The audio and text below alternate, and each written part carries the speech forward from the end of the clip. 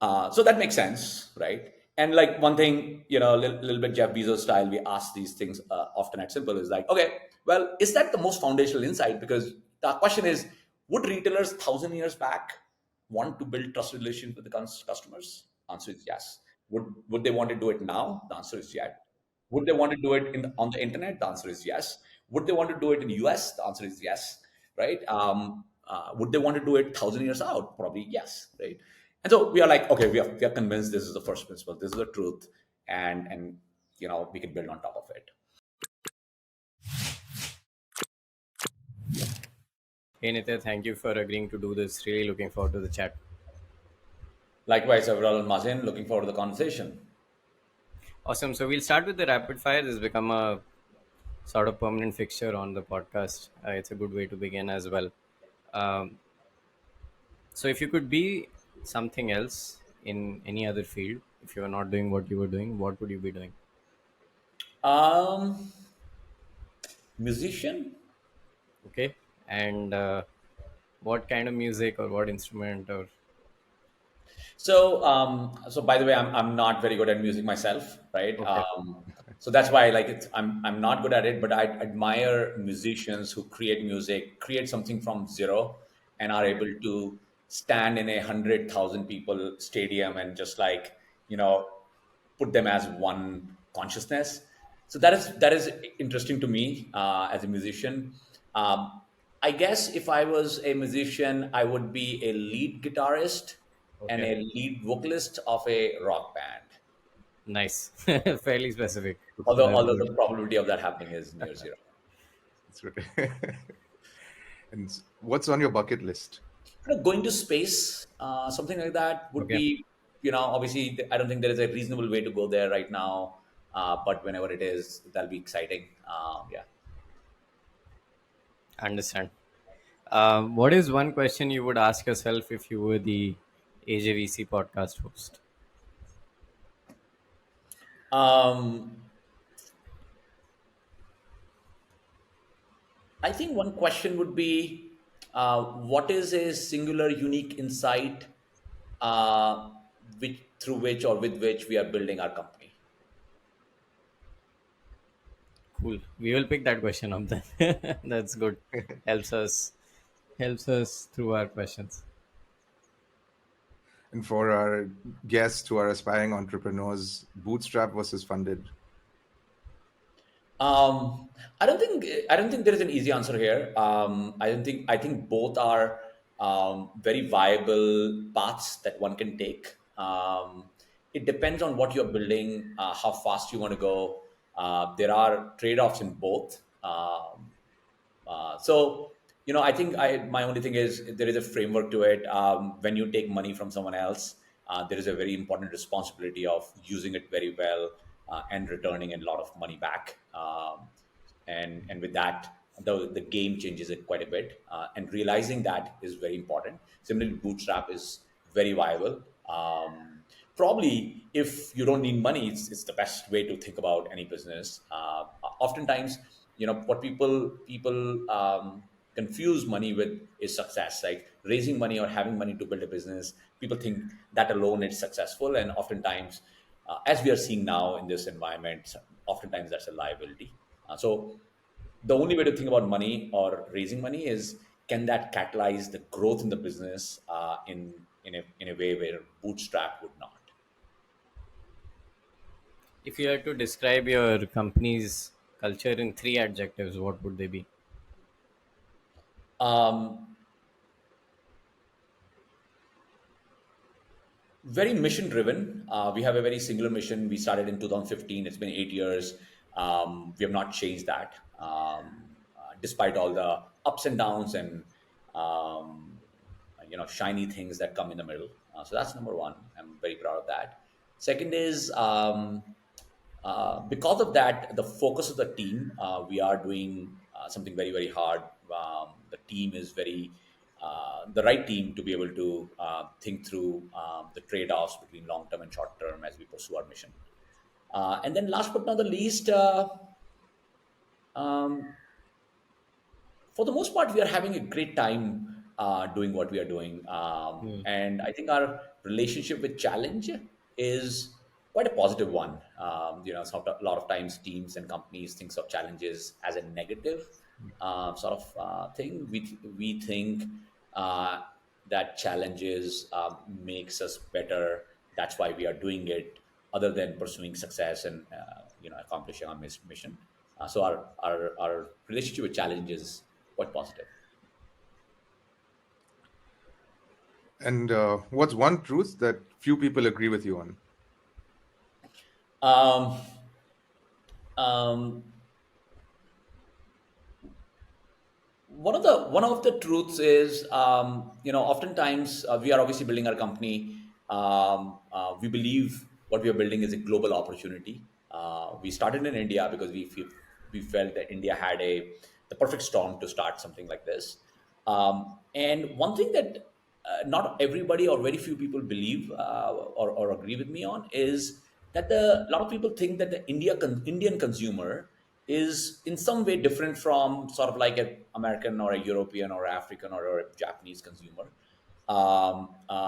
which I believe oftentimes hold us back and people back in building really great products. Because I believe great products are built when you are able to distill down a consumer or customer's problems and needs into first principles, right? What do they need? And oftentimes, when you truly do that at the most ground fundamental level, people are the same. And that's where you see some of the best companies in the world, like an Amazon, right? I mean, like their inside is nothing but everybody wants everything at the cheapest price delivered to them fastest. And that's true for an Indian consumer or American consumer and so on. And that's how we think about building our company, where we don't think about our consumer as a boxed into a demographic or a continent or a country. We think about a global internet consumer who has access to the best products in the world, and how do we build better products and solve problems for consumers. Awesome. Nitya, can you talk us through early days growing up? You ended up migrating to the US just after your undergrad. Can you talk us through that? Why did you end up going to the US? And then we can talk through your early career, which with one very interesting phase, which was working at Stearns before the financial crisis. So would love to talk through that. Yeah. So my background is I grew up in India. I was born and brought up in a town called Mathura in UP. Was there till about eighth grade. Had a pretty nice life, you know. And then my parents, Mathura had small schools, and at that time, my parents decided to move the whole family to Delhi. So we moved to Delhi to go to a slightly better school. So when there, that was the first time. It was a very interesting transition. Mathura, while it's not the smallest town in the world, but it's a small town compared to Delhi. Right. And moving just like lock, stock, and barrel I went to Army Public School in Dhalakua in Delhi, which is probably the largest sort of like this school in India, I think. And going from my small little Mathura school to a very large school in high school was quite a interesting challenge. It was challenging, but it was fun. So I was in Delhi. After that, I studied engineering in Chandigarh, Punjab Engineering College. In high school, I was very good at math and physics. I really loved physics mostly, and had this. It was not that did not mean I had the highest marks in physics, but I always felt I could feel physics. I could imagine things that I don't even like. Sometimes I could feel that a rotational motion should be like this without Right. even feeling it. So naturally felt that mechanical engineering would be something I should study. So I studied mechanical engineering. And what happened was in the first year of college, I interned with a very large company. I should not name the company. It's just one of those automobile companies. And I had the worst summer. And not because of anything wrong with the company or anything. It was just like, being in a company like that where you are like sitting around very slow moving stuff in a assembly line with just not the most exciting robotics and technology that I imagined I'll be playing with. It was the worst summer. Sort of like I was like, holy shit, this will be the really bad 4 years. And after this, what will I do? I cannot go back to this type of company and this thing. So I had this come to Jesus moment after my first year. So second year in college, I was just like meandering and like, learning a little bit of coding, and, maybe I want to be in computer science, and so on. And what happened was, in the end of 2000, in my second year, and sort of like third year, I ended up reading a book, which I don't think is very commonly read in India that much, is a book called Liar's Poker. Have you Right, read this? Michael Lewis. Yeah. Mm. This was Michael Lewis's, I think, first book ever. First book. And I read this book, and I was like, whoa, like, I just want to be this, right? I mean, like, this was like, it was almost like, this is what I want to be, right?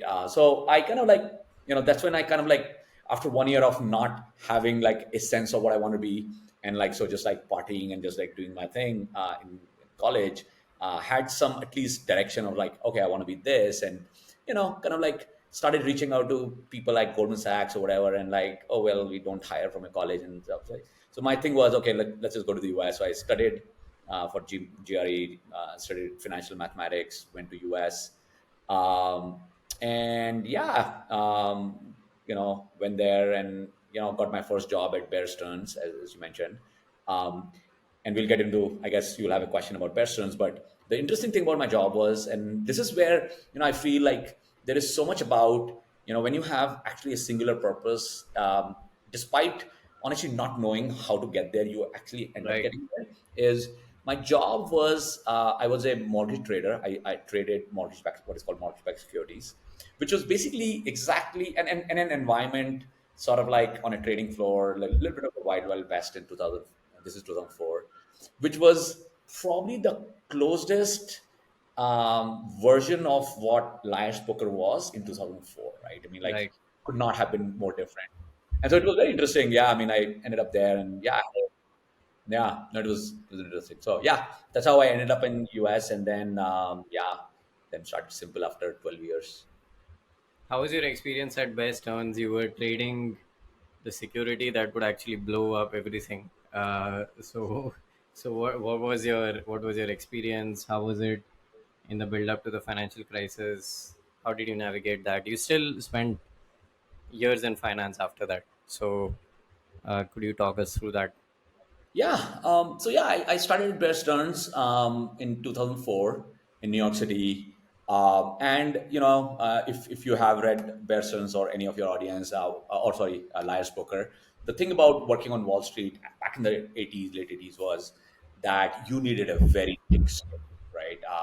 And it's really you are dealing with like inordinate amount of money Right, on a daily basis.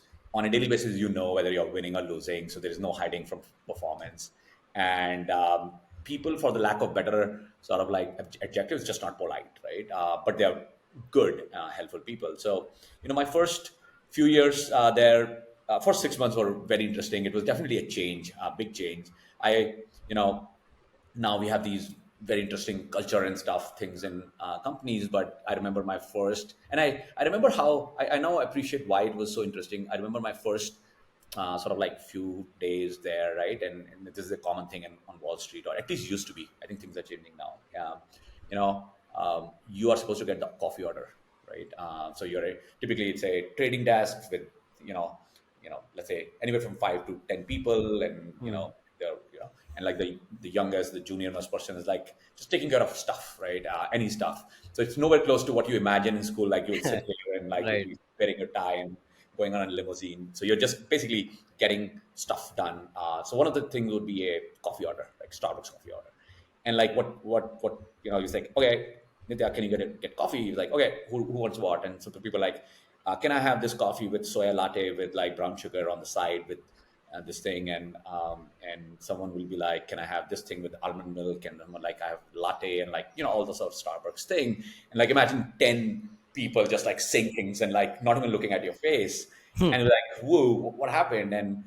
And obviously pretty much everybody screws with the first order big time, right? Because you know you're not taking notes, obviously, and you just bring it, and you're also like worried about asking back, like, oh shit, because you're a little bit intimidated, because these guys are very aggressive, at the same time very smart, and are your boss, and so you're trying to pretend you know everything, and you completely screw up the coffee order. When you screw up the coffee order, you are yelled at, like like you are the most stupid, dumb person they have ever met. Um, and then no one tells you how to take the next coffee order, um, except like other people who've been like just like maybe a friendly advice, like just take the notes, and like if you don't know, just ask, and the guy will be pissed off at you to ask again, but ask again, right? Right. And I think that experience is, I'm just talking about that because it sounds like stupid, and right now a lot of people would say it's abusive almost, right? I kind of like, if when I sort of like see it and look back at that was some of the most important things I learned, and it's almost like in college we used to have ragging, right? And when Right.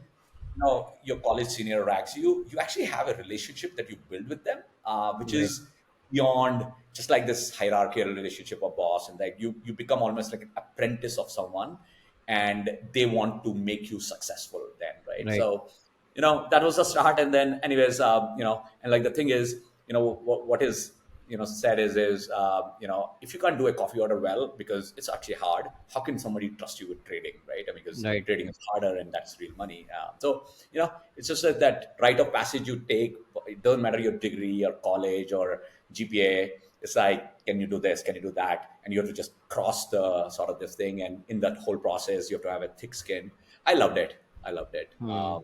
Yeah, but also, obviously worked in mortgage-backed securities. When I was working there, we also created CDOs, collateralized debt Right. obligations, and synthetic CDOs and all that good stuff. Yeah, and then I actually in 2007, I think I moved to Goldman Sachs, left Okay. Pearsons, and Pearsons obviously sort of like had to sort of like sell itself at a distressed price to JP Morgan 9 months out. Obviously, a lot of my friends work there, and so on. And yeah, I mean, I think the what happens in bull markets is when things are great, greed takes over. People forget what risk is, and so on. And bear stearns, 80, I think more than 50% of revenues used to come from just one floor we used to work on. Like Right. there was a joke that this floor pays the salaries of everyone else, which was a 54 floor building, right? So just one floor made more than 50% of revenue. Right. Obviously that meant obviously then there was a bias in the whole company to just like keep on going with that revenue stream, and obviously risk got built up, not what because of what Bearsons did or any one thing. Yeah, like it was this perfect storm of incentives of everyone on Wall Street and rating agencies and people who are buying houses and brokers. Like imagine this, right? I mean, like what used to happen was, you want to buy a house. Let's say you think that you should be buying a $250,000 house, and then you go with your family, your kids, and like the broker is like, oh, let me show you a $500,000 house, and suddenly that house is nicer and has a pool, and you say, well, I don't think I can afford it. Then the broker says, well, I have a loan for you that is zero interest for the next 10 years. Right. And the next thing the both wife and husband are making money and economy is booming. So you say, hey, we'll make 30% more salary next month and next year. And my wife is working, I'm working, everybody's working. And so life will be awesome. So let's buy the $500,000 house. And then you're like, oh, let me renovate the kitchen and the pool and everything else. Next thing you know, you have a $700,000 mortgage, and one singular assumption that everybody had from Wall Street to I think governments was the house prices always go up, and they Right. did for the last, I guess, 30 years, 40 years.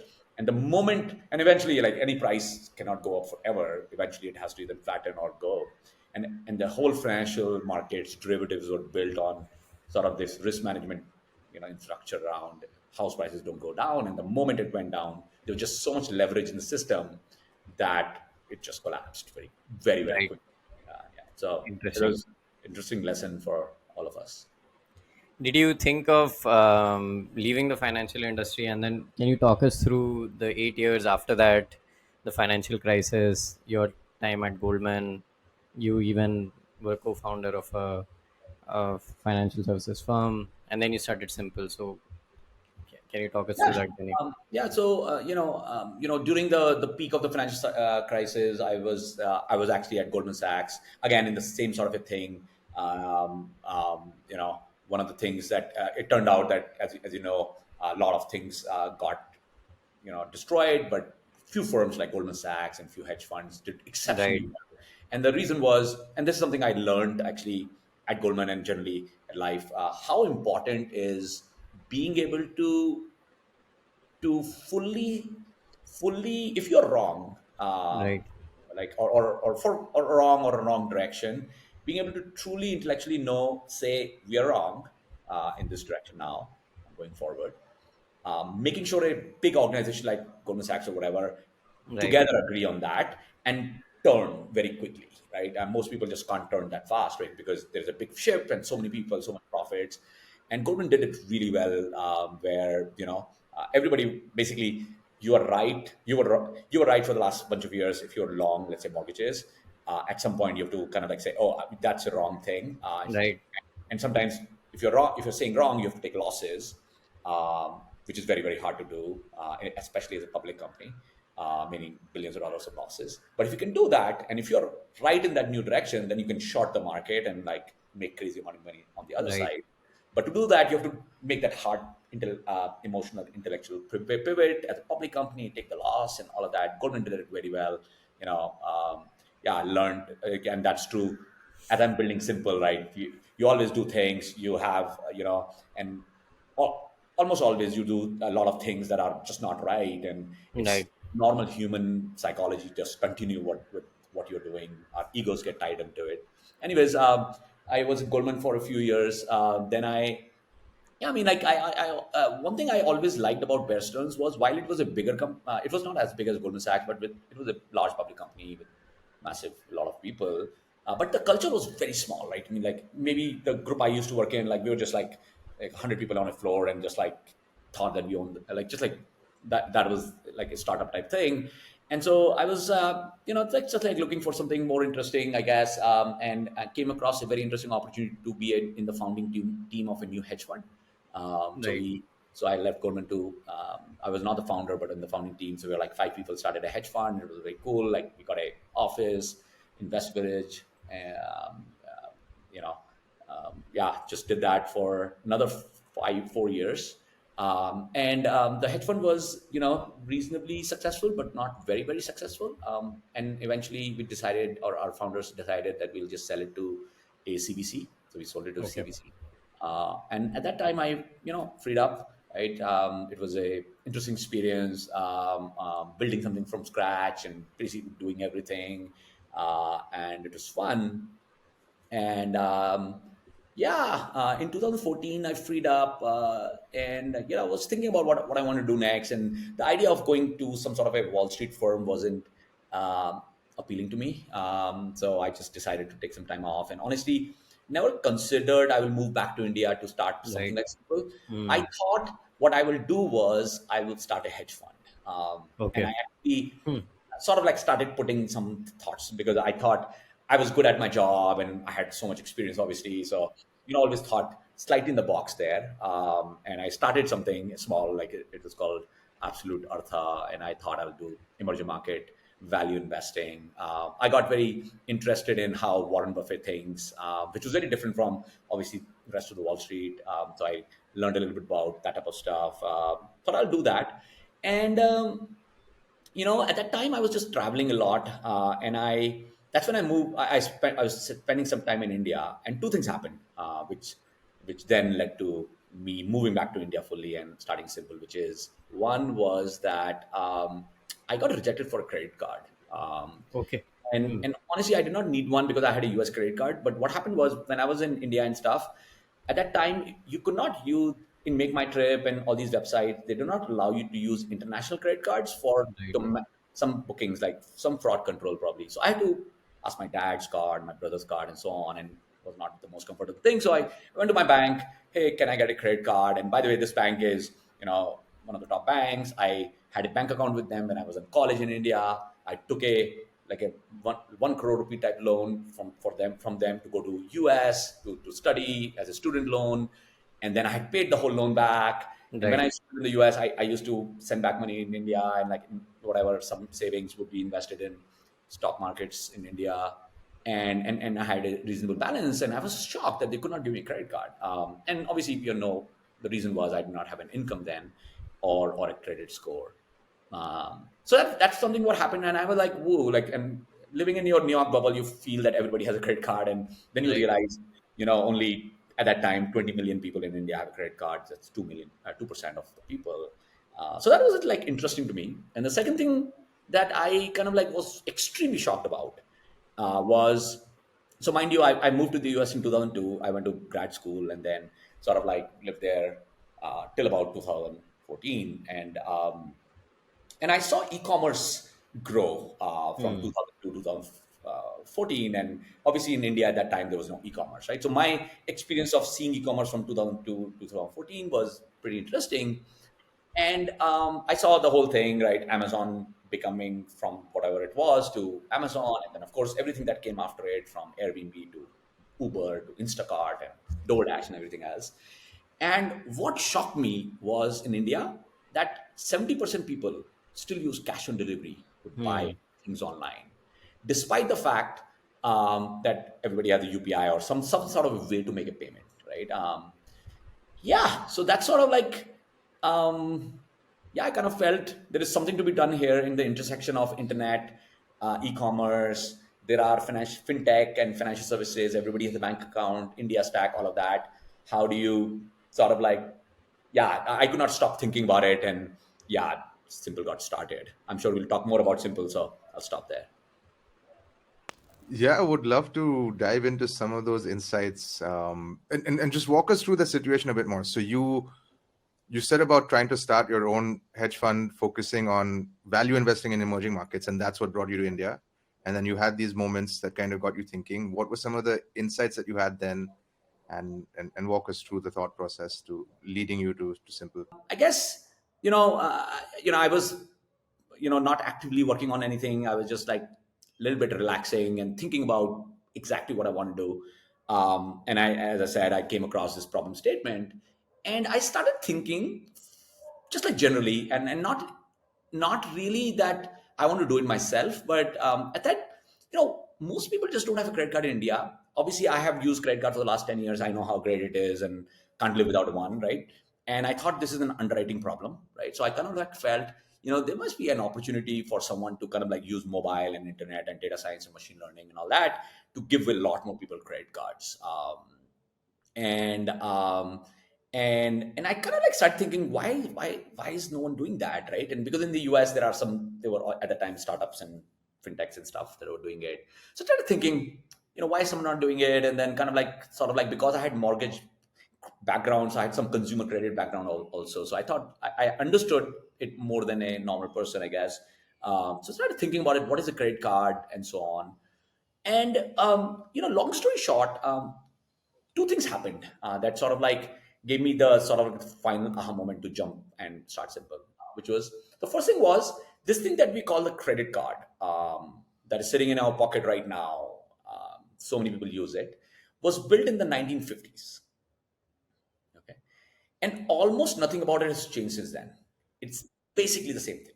Uh, it used to be a piece of paper with 16 digits on it, and people used to like literally call each other to make a transaction happen. And then piece of paper became a piece of plastic, and plastic got a barcode after that, and the barcode got a chip, and then the internet came, and then we needed all sorts of things like Stripe, and like this checkout button and everything else to make something like a piece of plastic that was sort of built for the physical world to work on the internet. And things many things are being built to make something that was never built for today's world work. And so naturally, one as I was thinking about a credit card, I was like, well, in a place like India where credit cards don't exist, and today's technology does, perhaps the right thing is not to sort of build the 1950s thing here. Sort of like, how do you reimagine the whole thing, right? I mean, that was sort of like, that's the after learning about the credit cards and all the problems it has that we probably cannot go into in this conversation. But I kind of felt that there is a opportunity to reimagine the credit card, not build a credit card, but what is the next thing? How would you build it if it did not exist, but in today's world of internet and e-commerce and so on? So that's one. The second thing I kind of like felt was, I was at the time living in Mumbai, and Bandra. As you know, Bandra is like this very upper middle class suburban but very dense buildings and stuff. One thing I noticed was that without realizing, one fine day I realized that I was running a khata on multiple stores near my house, my apartment, right?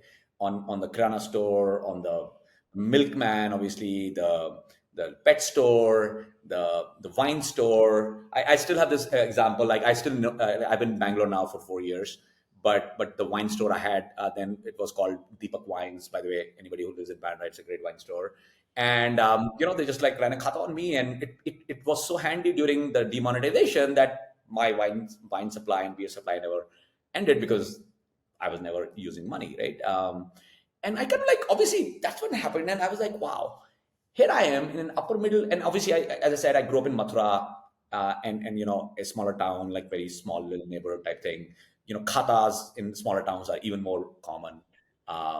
Typically your family, your dad or grandfather, it's everywhere, right? And I'm sitting there, I'm like, okay, I'm in Mumbai, right? In a upper middle class neighborhood. I'm running Khata. Most people are running Khata. Despite that, everybody has probably a credit card and debit card and UPI, and all these people are giving cashbacks to people to use their products, and most people just use a Khata still, right? And nothing has, and this Khata is nothing fancy. It's like a notebook with pen, right? And like everybody has a page, and like they just probably don't even know your name. They just know you by like some apartment number or something, and there's no very like nothing, right? And there's a Khata, and when that happened to me, one thing I'm very fond of trying to understand. One of the things I appreciate of great products in the world are there is a very strong anthropological element to how the product was built from start to begin, right? So when I thought about Khata, I was like, there has to be something fundamentally right about the Khata, right? And that right has to be ingrained in human psychology and history and so on. And obviously, the product itself is as bad as it gets, right? It's a piece of paper and a pen, and Khata has rich people use it, poor people use it, young people use it, old people use it, people use it in Bombay, people use it in Mathura and Delhi, and I'm sure other parts of the world also in some format. And not only we use it now, we've been using it for thousands of years. And the interesting thing is, around that time, and I give this analogy of liar's poker, and how when you're thinking something, if you're keep on at it, you start putting the puzzle yourself. I ended up coming across a book that I had never read, that I got during the times of Bear Stearns crash. It's called 5,000 Years of Debt. Um, that's the name of the book. It's a 800-page book, hard to read. Somebody gifted me during the financial crisis, like, all right, you created the crisis, so here's a book which will tell you why it happened. Um, and um, and I never read that book, and I was here like just like spending time, and so I had some time, I guess. So I was reading this book, and the first chapter of the book was talking about how money itself. A lot of people think that money was created to solve the barter system, right? Where people with goats and milk and rice would not trade with each other. And what the book talked about was the original form of money was the khata, right? Where people used to trade in small little areas and thousands of years back, right? And khata was money, right? And and I was like, okay, well, khata is money, obviously, and and I kind of felt, what is anthropological about khata, and like that really gave me two insights, and those are the two insights we are building Simple with. We have never changed it, because to us that's like the most fundamental truth. And the two insights are, for a retailer, khata is an ability to build a relationship of trust with their customer, right? Khata is not financing or loan lending or BNPL or pay later or any of these jargons. It's a very simple, easy way for a retailer to build a relationship of trust. Trust being the most important thing, which drives loyalty, retention, conversions, the whole nine yards. Right? So that's Khata. So that makes sense, right? And like one thing, little bit Jeff Bezos style, we ask these things often at Simple, is like, okay, well, is that the most foundational insight? Because the question is, would retailers 1,000 years back want to build trust relations with the customers? Answer is yes. Would they want to do it now? The answer is yes. Would they want to do it on the internet? The answer is yes. Would they want to do it in US? The answer is yes, right? Would they want to do it 1,000 years out? Probably yes, right? And so we are like, okay, we are convinced this is the first principle, this is the truth, and we can build on top of it. The second truth we felt was, I often say this: the best payment experience is no experience. No one ever woke up in the morning to make a payment, or go to a store to make a payment, or go to Amazon to make a one-click checkout, right? These are all things that we have made up.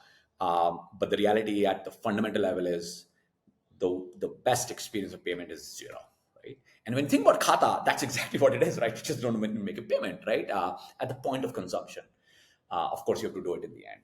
So yeah, we kind of like, so my insight was, and honestly, at that point, it was a little bit of a, honestly, yeah, the insight was, well, if we reimagine the Khata on the internet and make it available for online retailers, right? And eventually everyone, such that people can just do multiple transactions and pay one bill. And if there is a network of such khatas across everywhere, e-commerce at least, then you can basically replace the credit card completely, and you reimagine like it's a new thing, doing the same thing but in a much better way and a much efficient way. Knowing fully well, obviously, there'll be a lot of challenges in this, and managing risk and fraud would not be trivial. Yeah. Anyways, that's when you see it, you ask this question, Mazin, like, what is the truth? So that's all about truth, right? That we know. A lot of people don't agree with it, that it's even possible to do something like this. But the interesting thing about startups is that when you've seen the truth and you truly know it's truth, it's impossible to unsee it. Like you cannot not see it anymore. And that is what gives you the passion, the drive, and the whatever you need to go through all the challenges to kind of like get there, because this exists. No, thank you so much for walking us through that. I think it really helps to build a good foundation to now talk about what does Simpl do? How are you solving these problems? How is it different from the 1950s credit card? Yeah. So yeah, I mean, as I said, like the foundational concept of Simpl is a Khata on the internet, right? It's available everywhere, right? So the way Simpl works is we are a set of APIs and SDKs that online retailers can integrate on their mobile application, website, Shopify store, WooCommerce store, wherever, right? So we are horizontal, neutral, and interoperable, right? When retailers integrate Simpl, they work with us very, very closely to understand who their customers are, and with that, we are able to power this simple experience to them, to their customer, on their sort of like checkout page, or this button can be anywhere. So there is a button typically called Simpl Pay. When you click this button, you get three things as a consumer. One, a one-click checkout, like Amazon one-click checkout, right? Which, as you know, in India doesn't even exist. So we are quite unique that way. When you buy something, you're not moving money at all, right? You're just taking an accounting of that into a ledger, and then every 15 days you get one bill, and you get one bill not just for that retailer but across the retailers where you may have pressed this button. And then we work with retailers very, very closely to build standardized buyer protection features, regardless of where you buy online. Things like, if you don't get delivery, you don't have to pay, right? If you need to return, you get a refund as long as your behavior is considered good in real time, and so on, right? So basically, working on a bunch of building blocks, protocols, features to build trust as people buy things from online retailers. And so the reason the consumers use Simpl is it's an easy way to buy things online, one click, and so on, and it's the safest way to buy things online, right?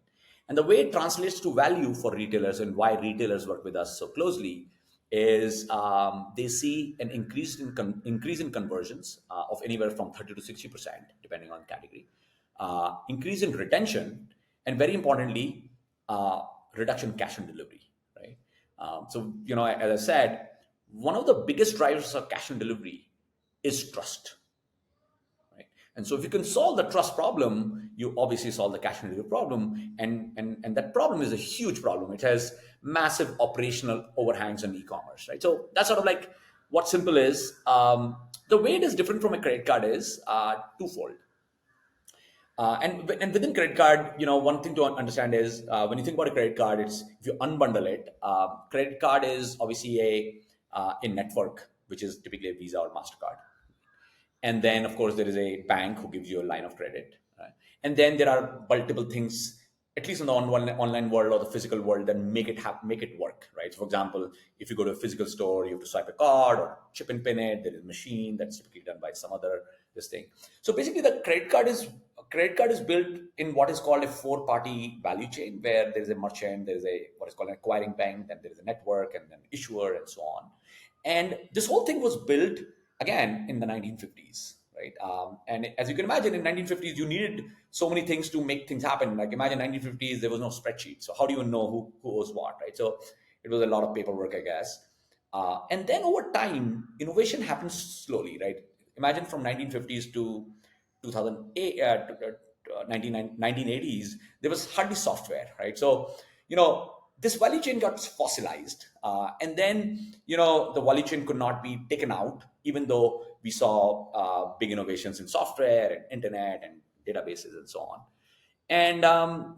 And what happens with this value chain is, in the end, is this value chain is quite self-serving now.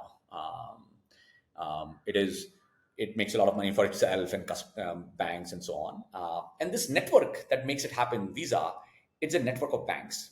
Their main customer is a bank.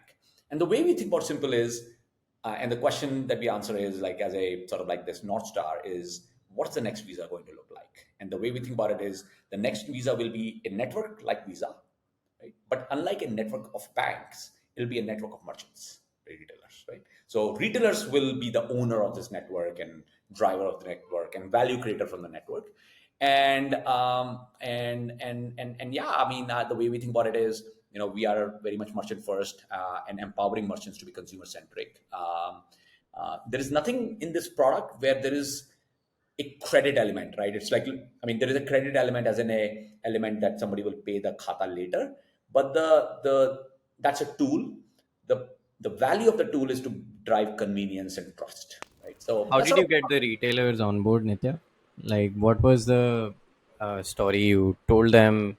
What is, how did you win their trust? And what is the value proposition to them? Like you said, you wanted to be a merchant network. yeah. So, in a business like this, especially a network, I always say this, the first 10 merchants are impossible, right? Right. Why would somebody join you in the first? And then the first 1,000 are very, very hard. And then starts getting slightly easier, although it's never easy. And so, yeah, I mean, we had quite a bit of existential moments where getting the first merchant was no joke. And honestly, we tried everything, nothing happened. And look like, while it sounds like a great idea, it just doesn't work because you have to be insane to, as a merchant, to use this for the first time. And obviously, as you can imagine, the first thing I always heard from people are like, you don't understand, you just came from the US, Indians are like this, Indians are like that, they will not pay, this will, fraud will happen and no one will pay anyone, and so on. And I was like, oh, like, in your weakest moments, those things do disturb you. But our first merchant was a food merchant. It was Fasos, Understood. and they were really good helping us, getting us up and running. But I remember the pitch with them, with Fasos team, and the pitch was, I had pitched everything at the time, everything, and got laughed out of the door by merchants who were hardly doing business. And obviously, Fasos was very established back then and even now. And I remember I tried everything, and my final pitches was, this was almost like, okay, this is not going to work out. So let's try the last thing. And I had this my deck, and I was sitting with Jadeep, who's the CEO of Fasos, and the first slide of the deck had Snoop Dogg's picture, and just one line which said, "Your customers think they are rock stars. Do you treat them like one?" question mark. And I just showed him just like the how checkout and everything works on app and this OTP and this and all of that, right? And I just like showed the simple experience, like somebody comes, press a button, and then out, right? And Khata. And like, yeah, they were like, holy shit, yeah, makes sense, and let's go, right? And literally we launched in a week. Right.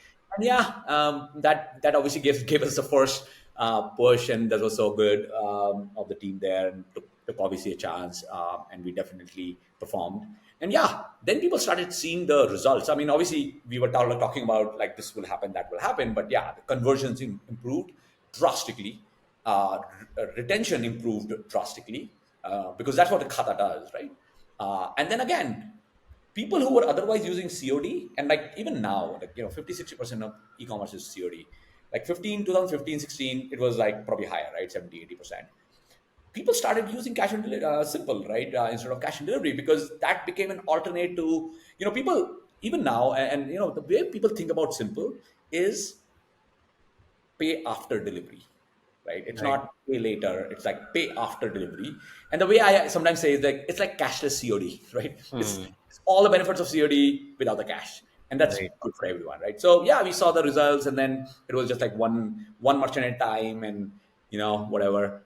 It was fun, but yeah, then we got our first 10, and then the momentum started building, and then you start getting the network going a little bit, and over time it becomes slightly better. And Nitya, what sort of myths did you come across with consumers when you were building this out? And you've been doing credit for a while now. So your top two, top three myths that you may have seen, which consumers held about credit. Yeah, I think that couple of few myths are, um, first of all, as I said, right? I mean, when we were starting Simple, the biggest thing we needed to prove, and pretty much everybody said we are wrong, was that you cannot do this like this on the internet. So our product is actually a khata, right? This is not a loan. There's no real sort of like we can't report to the civil and so on, right? So it is just like khata. You can choose not to pay it also. So how do you underwrite in that construct, right?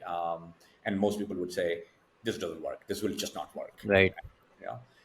So yeah, that's a big myth. We have proved it works. We have millions of monthly active users now, and yeah, we are unit economics more than break even and profitable at a unit economic level. So yeah, so that works. The second is on the consumer side. Um, yeah, I mean, like one of the myths is that and this is not so because it's like I'll just give an analogy, right? Because it's a khata. If you think about it, khata is the original subscription product, right? Right. And so, Right. so we now power a lot of subscriptions of people. So what do people use Simple to do, right? They use it to buy a couple of foods on Zomato in a month, and then a couple of things on Zepto and Dunzo and Book My Show and Make My Trip and some sneaker on a D2C, like 7 and 10 things, and just pay one bill. So that's what they do. And we are also on content websites like Times of India. You also one click read an article for 20 rupees and move on, right? So it's all about just move on. Like there is no, it's just like Khata, just keep on consuming and you'll get a bill in the end. So we power a lot of subscriptions. And one of the things people always say is India in India there's no subscriptions can't work, right? Right. Right. And as you know, like in the US and most markets, subscriptions are what Correct. drives commerce. And India subscription doesn't work. Indians will not do subscriptions, right? And I'll say, look, India is the biggest subscription market in the world already, Hmm. right? And you'd be surprised I'm saying that. And then I ask you the question, what do you think happens with your Dudwala or the newspaper wala or Right. your all these things that you have, these things that they're all subscriptions, right? Right. They're just like your Khata type informal economy, but it is anthropological, right? I mean, like the moment you trust someone and they trust you, they just let you say, hey, just take my milk, take my newspaper, take my bread or whatever. They will come Right. to your house and give it to you, and then give you a bill, and then you pay it off. That's exactly what subscription is. And if you, I mean, no, probably don't knows how big this market is, but Right. every village has it, every small town has it, every big town has it. Probably hundreds of millions of people use it, and so therefore there is a subscription market. How do you now take that insight and put it in a product, right? So yeah, those are the things. We are very excited about what we are doing, and the most exciting thing, and I think probably most people maybe not think about it deeply enough, which is if you think about e-commerce, US, and we all compare our sort of like as US and Europe as sort of like this benchmark of what it could be, right? Or Right. in China, right? In the US, e-commerce started in 95, right? And Mm. here we are in 2023, like almost 30 years out. So it's a 30-year mature e-commerce market, right? In Right. India, e-commerce started just in 2012, right? I mean, I think not much was, I was not here, but not much was happening, right? So 2012, 2013 is when it started. And so we are just a 10-year e-commerce market, right? I mean, like one third the sort of like that time, the age of the market. But this market is being built on the most latest technologies, right? And US e-commerce have some infrastructure deficit, right? I mean, like things were built in 90s and 80s and whatever 2000s and so on. And in India, everything is on the mobile and cloud and so on, which is why we have 10 minutes delivery and 3 minutes delivery and so on, right? I mean, like you can't imagine that in the US. So we think that e-commerce in India is just like it's still in just this very adult early sort of like puberty type period, and Right. only become an adult in the future. And there's just so much to do, and leveraging the latest that we have in technology to serve more and more consumers, serve more and more retailers, and make e-commerce more democratic is how we think about it, not just for consumers, Understand. also retailers. What sort of scale are you at today, Nitya? Broadly. We have about 26,000 merchants Okay. and about a little north of about 7 million consumers. Understand. Got it. Just a few final questions before we wrap. Um, where do you see the opportunity for fintech entrepreneurs today? Is regulation a big issue? How do you think about India versus the US? If you can highlight a few areas for founders to build in.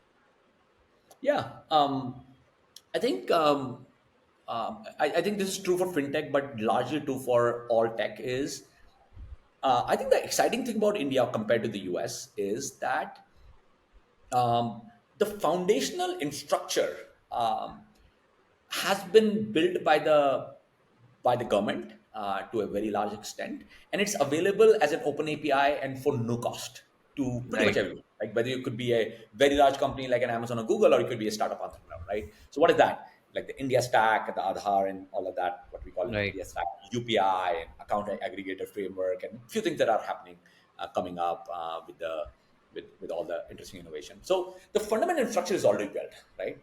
So Right. think about the US, for example. There are startups who are just building that, right, and have Right. been, right. Things like, there's a company called Plaid, which is a very, very valuable, very interesting company, but Correct. they are basically building what is already there as like for everybody to Yeah. use, and it's first class, right? So I Right. think in India, the real opportunities are to kind of like not sort of like copy what's happening in the US and like make a better version of it, but sort of like ask this foundational question. Something is already there, right, which is just first class. And then of course there is a consumer and businesses and various people who have these problems. How do we sort of like leverage this new thing and reimagine not just product innovation on the product side, but on the business model side?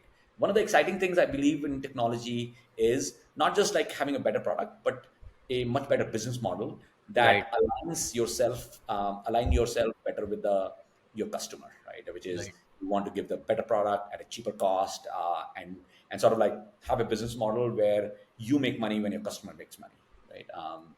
So I think that's super important. Obviously, in fintech, it's slightly different from other sort of tech, but that's the sort of advice I Understand. give anyone if I were to. Understand. And just a final closing question, why we call this Founders Unfiltered. What's some piece of unfiltered feedback you received as a founder which changed your perspective? We're looking for brutal, honest kind of feedback. Uh, you know, when you've done this for long enough, you get so much feedback, and uh, it's very hard to find one. But I think one of the feedbacks is, and eventually it's not a feedback, it's a series of things that eventually give you an insight, which is, um,